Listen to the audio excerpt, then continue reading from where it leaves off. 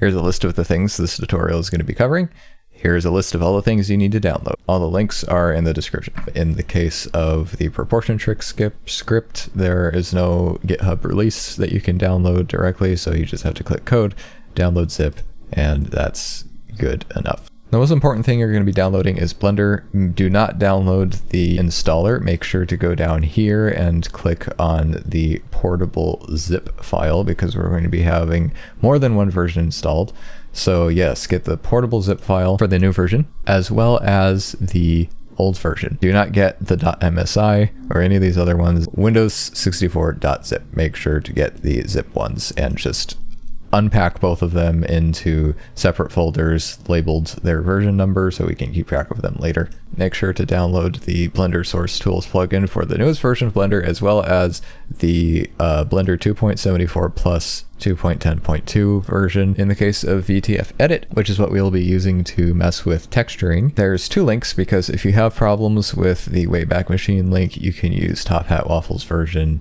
I think it might be updated. So yeah, use this one first. If you have problems with it or if you can't get it to work, try this version. So the first thing you're going to want to do is you're going to want to set up Crowbar. Just drag and drop that into a folder, name it Crowbar or whatever, and then run the exe. Mine is already set up, of course, but I'm assuming that yours is probably going to either ask to scan for game folders, or if it doesn't, you have to go over to Setup Games tab up at the top here, and then under Library Path, just direct it toward whatever folder your Steam library is in. Mine is on the F drive, so I have it set to F Steam Library. Make sure to download my Playermodel template compiles folder as well, because that's very important, and you're going to be using the files that are in here extensively for what we're going to be doing, and it's going to make your life a lot easier, I promise. So open up the new version of Blender that you downloaded. Before we get started working on the model, we're going to install the source tools. So go over to Edit and go down to Preferences and go to the Add-ons tab right there.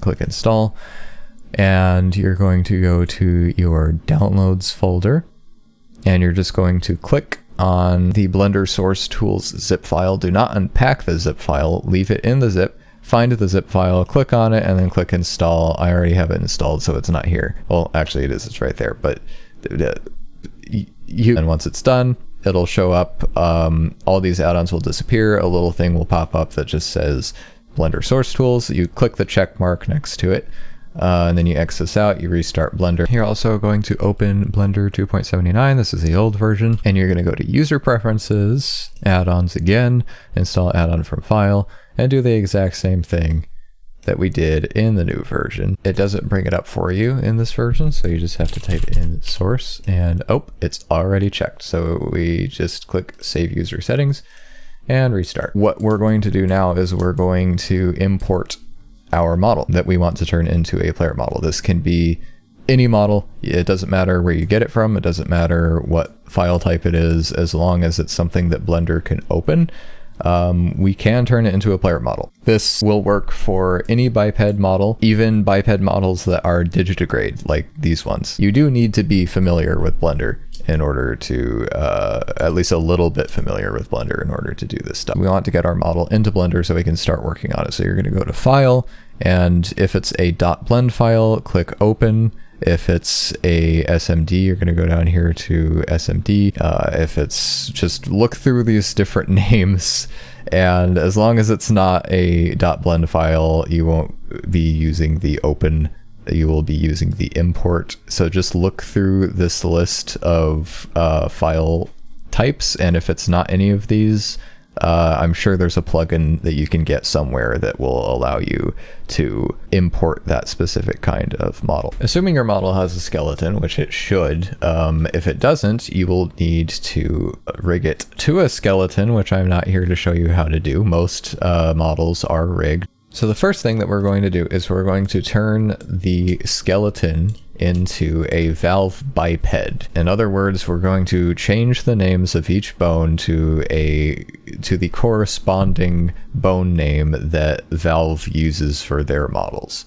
I know Garry's mod isn't a Valve game, but it's a mod for Half-Life 2, which is a Valve game, so it uses the Valve biped naming scheme. So that's what we're going to be doing. So in the Playermodel template compile folder that I included, there is a text file called valvebiped.txt. It has the name of every single bone that the Valve biped skeleton uses. So you will need to name all of your bones in your Playermodel after these. You're going to click on your skeleton. If you can't see your skeleton, you have to click on it in collections up here, and then go down to the armature tab, and under viewport display you're going to check in front, and once you do that you'll be able to see your bones through your model. Okay, so first select the skeleton in object mode, and then we're going to go to pose mode.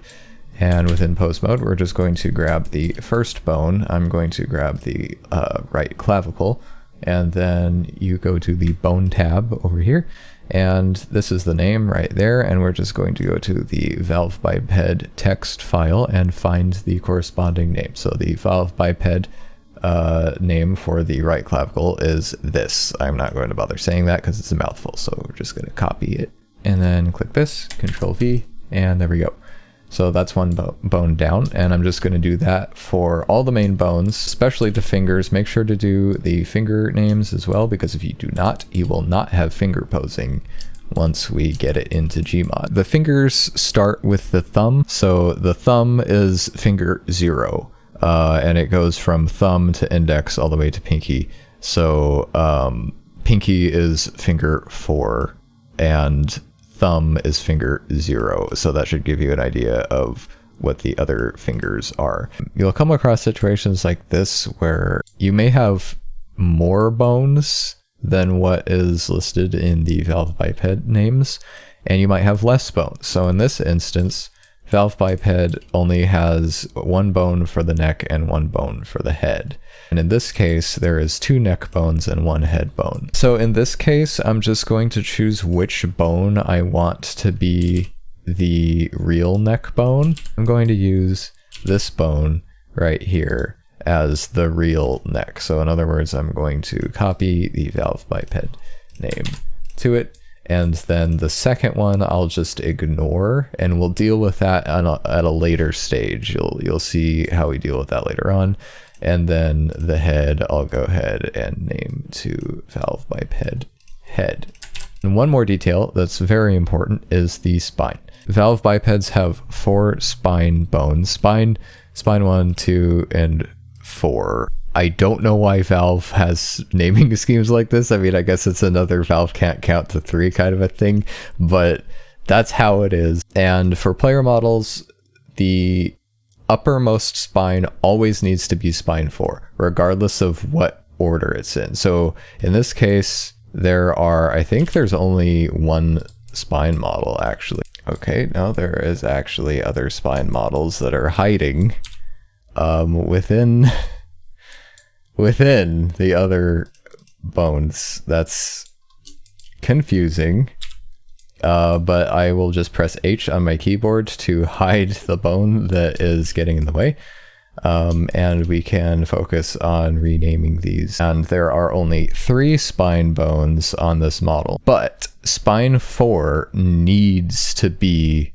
included regardless of the fact that we don't have 4 spine bones. We are going to copy that, and we're going to name the uppermost spine bone being the one that the clavicles and neck are attached to. And we are going to change it to Valve biped spine 4. That's really important. The other spine bones that are below spine 4 go in the correct order. So in other words, this one is going to be just spine, and this one is going to be spine 1. Again, with the weird naming scheme, but that's how it is. So spine 1, spine 4, doesn't make sense, needs to be that way. And if you have more than 4 spine bones, yeah, you're basically going to do the same thing, but leave the other spine bones, the extra ones, unvalve bipedified, and we'll deal with them the same way that we're going to deal with the extra neck bone. Hope that makes sense. Valve is weird. So I'll do that all off camera to save time. The bone that we hid earlier that was in the way of the spine bones, we also need to name to the valve biped pelvis. I unhid it by pressing Alt-H, which undoes hiding that I did earlier. All of the bones have been renamed to their valve biped equivalents, which is great. You will notice that there's a lot of extra bones that I did not name to the valve biped standard, and that's because the valve biped standard does not have support for these specific bones. I'm leaving them there because even though they won't be used by the player model, when we turn it into a ragdoll, you will be able to move these bones, and they are useful for posing. Now that everything has been named properly, we need to scale this accordingly, because for some reason, every game and every 3D software uses a different scale. I'm not really sure why that is, but that's just kind of how things are. So the chances are this is either really, really tiny or really, really big in comparison to normal Garry's Mod player models. So in the player model template compile thing that I gave you, there should be a size reference folder. And this is Male07, just his model from Garry's Mod. And we are going to use that to figure out what size to make our model here. So we go to File, Import, Source Engine SMD, and we're going to go to size reference Male07. And before you click import, go over here and click make new armature. Because if you have a pen to target, that will cause problems because it will try to attach things to the skeleton we currently have, and that's bad. And import. And that is the size of a Garry's Mod player model. So if we wouldn't have done that, Anna here would have been ant size. What you're going to want to do is you're going to want to select the skeleton that Mr. Male07 has here. So just select it and then click delete on your keyboard to get rid of it because we don't need it. My model is made up of a bunch of little tiny pieces, so I'm just going to go over to the collection and I'm going to shift select all of them and then shift select the armature, which is the skeleton. And then you're going to press S on the keyboard and move my mouse to scale. I don't actually know how tall Anna is in the game, and I don't know how tall Male07 is, but assuming he's like the average male height, we'll make Anna just a couple of inches shorter. Your model doesn't actually have to be realistically sized. I'm just doing this because Anna's a human, and it would be weird to make her really tiny. But if your model is small, like supposed to be small, that's fine. You still want to scale it according to, like, if it's Nico from One Shot or whatever, it's probably going to be like that size, which is fine. You can do that, but your model can be as big or how small as you want it to be, even ridiculously sized, like this Samuel Hayden model from one of our videos. Yeah, really, really, really tiny models and really, really, really big models are going to have like animation issues. It'll work. It'll just look kind of fun. And we're done scaling, so we can delete him. Now, this is a very important step. Never forget to do this, because if you do, it will ruin everything and you will cry. So after scaling, press A a couple times to unselect everything and then select all the pieces. And once you have everything selected, including the armature, you're going to press Control A, click Apply Location. You're going to do it again, and you're going to do Rotation, and you're going to do it again, and you're going to click Scale. That is very important. If you do not apply your location, your rotation, and your scale, everything's going to break, and you have to apply it to everything. So if your model is in multiple pieces like mine is, every single little piece needs to have that applied. That's why we selected all. You could probably also just click all transforms instead of doing each one individually, but I'm very paranoid and odd, so I just feel safer doing it one at a time like that. The next thing that we're going to do is face posing. Yep, we're already there. If your character does not have a face, you can skip this part entirely. It doesn't matter. Before you start making your facial flexes, you need to combine the different parts of your mesh that make up the face and head into one single piece. The hair doesn't matter, the hair can stay separate, but the eyeballs and the eyelashes and any other part of the face that's going to be moving or part of the shape key flexes need to all be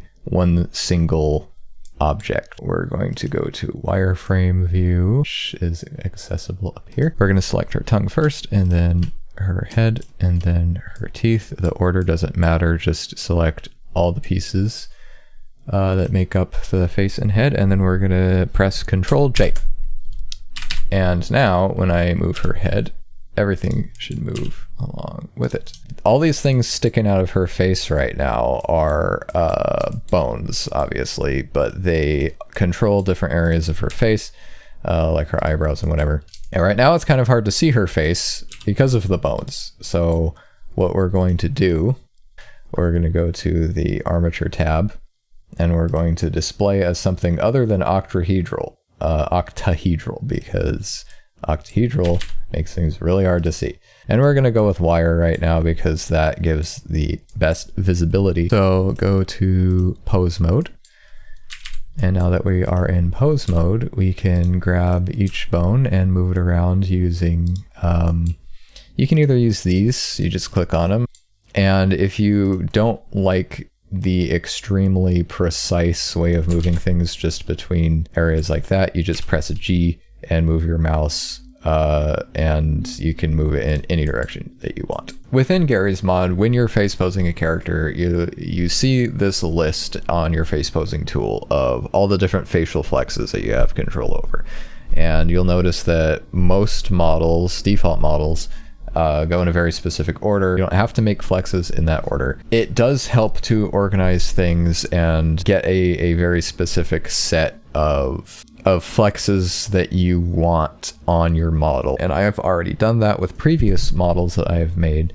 So I have my flexes right here that I'm going to just copy these in the same order for this character here. So we're going to start off with, before you make facial flexes, first you have to make a basis. So click on the head, go to shape keys under this tab, click plus, that's your basis. We just want to close her eyes. To grab the upper eyelid, actually grab both by shift clicking, and viewpoint front, or numpad 1 for people who are normal. And we're going to move those almost all the way down, because normal people, when they blink, their lower eyelids also move just a little bit. They move up to meet the upper eyelid, but that's a little bit too much. So okay, anyways, there's our blink.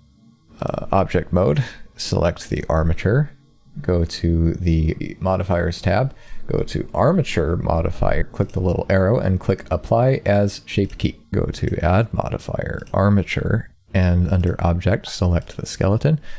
It'll go back to the pose that we have it in, but we don't want that because we want it to be in the default pose. So go back to pose mode on the skeleton, select all the bones and press Alt R, Alt G, and that will reset it. Click on the head again. And now we have a shape key called armature by default because we just made it using the armature, aka the skeleton, but it's actually our blink pose. That is how you make a facial flex. So we are going to actually select the head, and under shape keys, we're going to rename this to blink. Don't use spaces when you name your shape keys, because we will need to reference these in a file later on.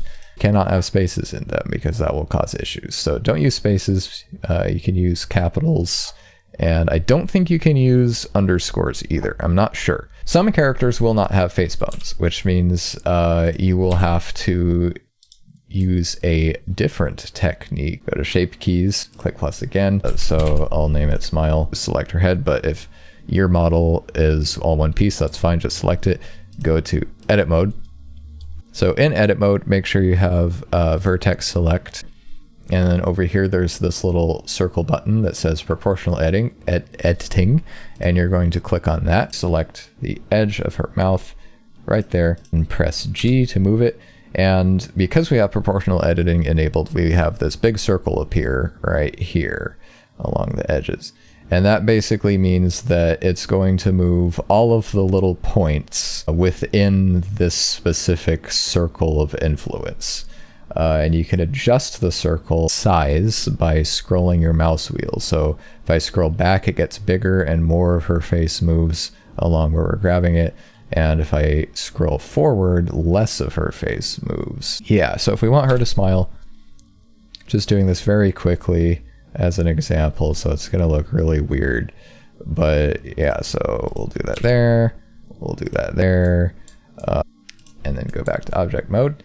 And now we have basis, and then if we go to smile and adjust the value, it will go back and forth between the new flex that we just created. And that is how you make facial flexes without bones for Garry's mod. According to my standard, it doesn't have to be your standard, but my standard, the next poses that we're gonna, or the next facial flexes that we're going to be making are the eyes. So we are going to, this is how we're going to do eye posing. There's actually a couple ways that you can do eye posing.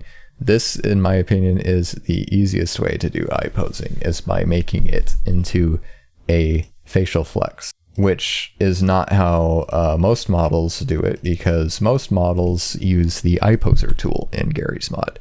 But in order to have support for the eye poser tool, you need to use this really weird system that's really complicated, and I don't know how to explain it, but it involves overlaying an image of an iris on top of the eye and moving the image as opposed to actually rotating the eyeball. And I don't feel like messing with that. So we're just going to turn eye rotations into facial flexes. So it'll just show up in the face posing tab as opposed to having to use the eye poser, which really doesn't matter that much to me. In order to do eye posing, you kind of need to see the eyes, if that wasn't immediately obvious. So we need textures, and I already have textures applied to my model, but you probably won't have textures. What you need to do, select your head or your character, and you're going to go to the materials tab and look for anything that says eye or eyes or face or anything. Even if you just have a single material for your entire character, chances are the eyes are going to be on it somewhere. So in my case, I just have a material actually called Anabray Eye. And then under here, this normally isn't going to be here. It's probably going to look like something like this, which is just the default. There might be a use nodes button like there was for me. You're just going to click that, and then you're going to select this material that's for the eyes. I'll just name this eyes example. You're going to select this, and then after you click use nodes, you're going to go over here to the shading tab. Now that we're in the shading tab, under here, you click this, and here's a list of the materials. So I am on eyes example. Click in this empty spot. You're going to go Shift A, search, and type in image texture, open, and you're going to browse to your textures folder, your model's textures, Anabray Eye. If you don't know which one of these textures to choose, look for one that says diffuse or albedo. I'll explain what those are when we get to the materials tutorial, but we're not there yet. So just find either diffuse or albedo, and you're going to click open image, and then you're going to click on this little yellow dot and bring it over to base color. And once you do that, you should be able to see your eyes. So when you're done in the shading tab, just go back to layout. Mine's over here. Yours will probably be over there. And now we can pose the eyes. If we rotate the eyes like this, they're gonna do that, and we don't want that. We're gonna go up here and we're gonna click this, and we're gonna change it to individual origins. And now they actually move the way they're supposed to. Eyes look right is what I usually do first, so we're just going to rotate them.